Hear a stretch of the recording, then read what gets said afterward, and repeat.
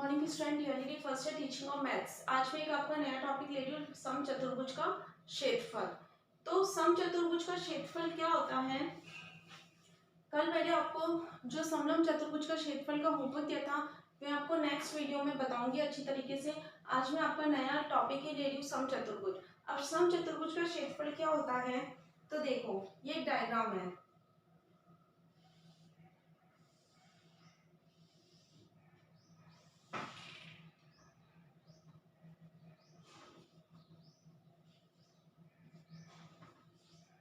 ये एक सम चतुर्भुज है और हमें पता है कि एक समकोण पर हम क्या करते हैं, जब हम इसे समद्विभाजित करते हैं तो वो एक समकोण पे करते हैं। तो हमने जब इसे समद्विभाजित किया है तो हमने इसे किस पे किया है, एक समकोण पे किया है।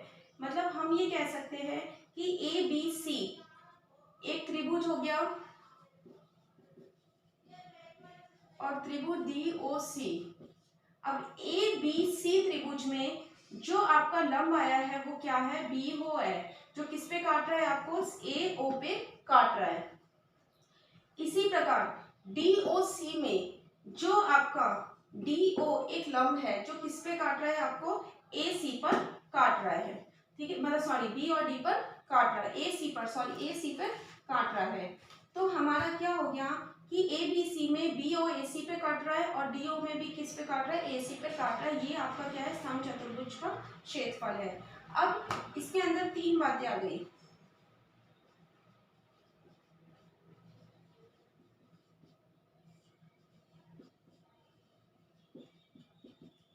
क्षेत्रफल इक्वल्स टू त्रिभुज ए बी सी का क्षेत्रफल प्लस त्रिभुज ए सी डी का क्षेत्रफल। त्रिभुज ए बी सी और ए सी डी, सॉरी मैंने गलत लिख लिया, ए सी डी।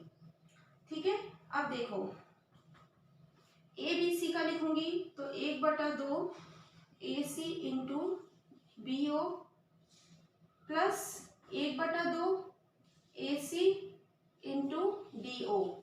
आधार इंटू ऊंचाई होती है तो 1/2 आधार, बेस क्या हुआ इसके अंदर, ए सी हुआ क्योंकि ए सी एक समकोण है, into B O. B O क्या है, एक लंब काट रहा है तो ऊंचाई मतलब बी ओ हो गया। अब इसको कंप्लीटली करूंगी तो 1/2 A C into B O plus D O, 1/2 A C into B D. चूंकि B O plus D O बराबर किसके है, बी डी के बराबर है। तो आपका क्या हो गया सम चतुर्भुज का क्षेत्रफल। तो देखो आपके सम चतुर्भुज का क्षेत्रफल हो गया है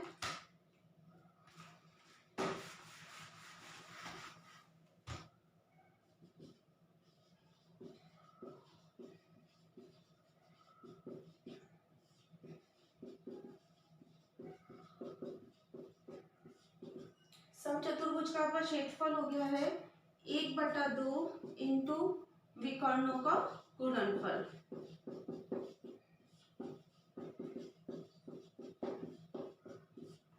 चतुर्भुज में अपन ने किसका योग किया था, विकर्णों का। इसके अंदर आपको क्या करना है, विकर्णों का गुणनफल। तो सम चतुर्भुज का क्षेत्रफल क्या होगा, 1/2 इंटू विकर्णों का गुणनफल। क्योंकि 1/2 A B C B O का है तो फिर ए सी कॉमन ले लिया, क्योंकि B O A C common लेके B O plus D O कर लिया।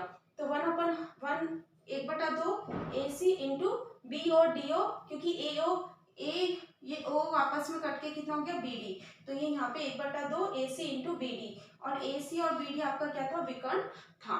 तो ये आपका हो गया सम चतुर्भुज का क्षेत्रफल और ये इसकी कॉन्सेप्ट हो गया, उसकी अवधारणा हो गई। अब इसका एग्जाम्पल देखो।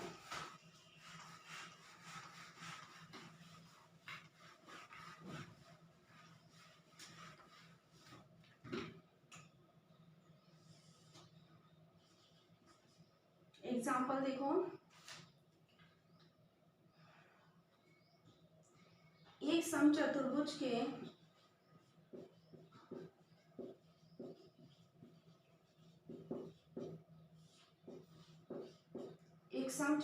के विकर्ण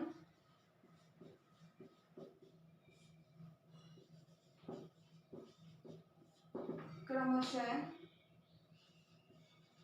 8 सेंटीमीटर व 10 सेंटीमीटर हो तो उस समचतुर्भुज का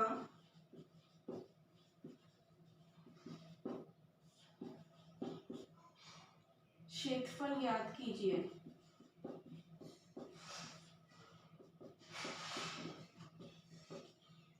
देखो विकर्ण दे रखे हैं तो 1/2 इंटू पूरा लिखना है समचतुर्भुज का क्षेत्रफल।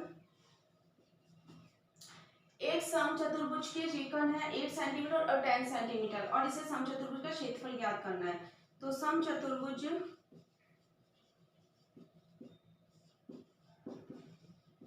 का क्षेत्रफल बटे 1/2 विकर्णों का गुणनफल।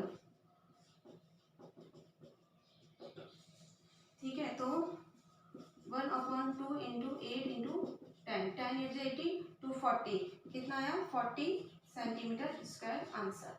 ओके, ये आपका हो गया। अब सेकंड क्वेश्चन देखो।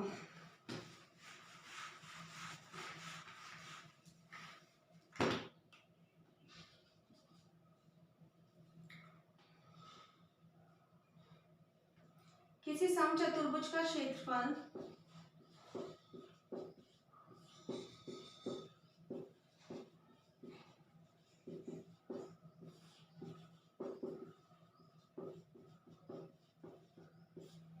समचतुर्भुज का क्षेत्रफल 150 वर्ग मीटर है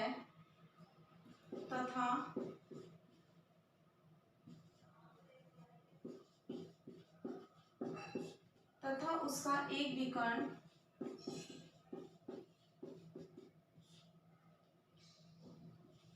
20 मीटर स्क्वायर है, तो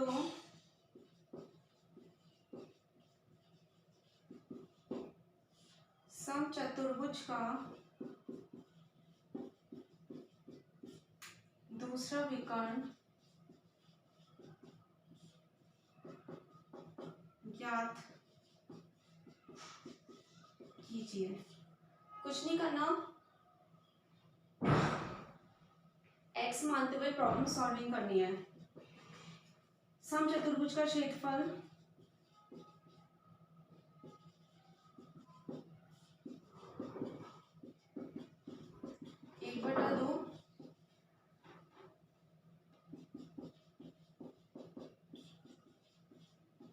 पहला विकर्ण इंटू दूसरा विकर्ण। अब क्षेत्रफल दे रखा है 150 1/2 इंटू 20 इंटू एक्स, ये इधर आ जाएगी वैल्यू, तो क्या हो जाएगा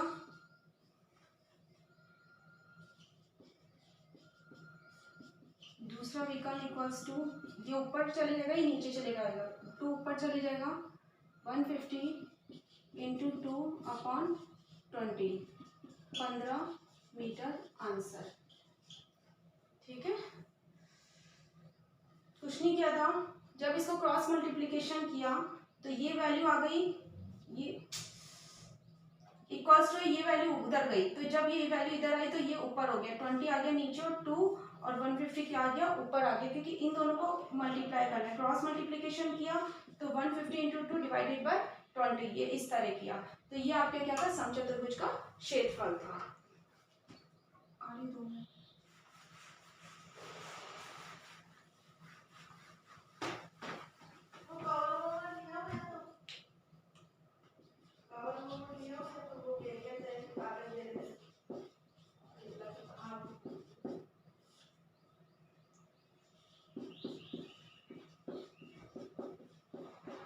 क्षेत्रफल को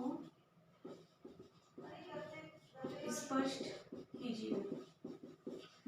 इस क्षेत्रफल में जो समचतुर्भुज के क्षेत्रफल को स्पष्ट करना है, इस क्षेत्रफल के अंदर जो आपको मैंने क्या बताया है, एक तरह से जो मैंने अभी कॉन्सेप्ट बताया था वो आपको पूरा कॉन्सेप्ट लेकर एक एग्जाम्पल करना है। सुरक्षित, थैंक यू।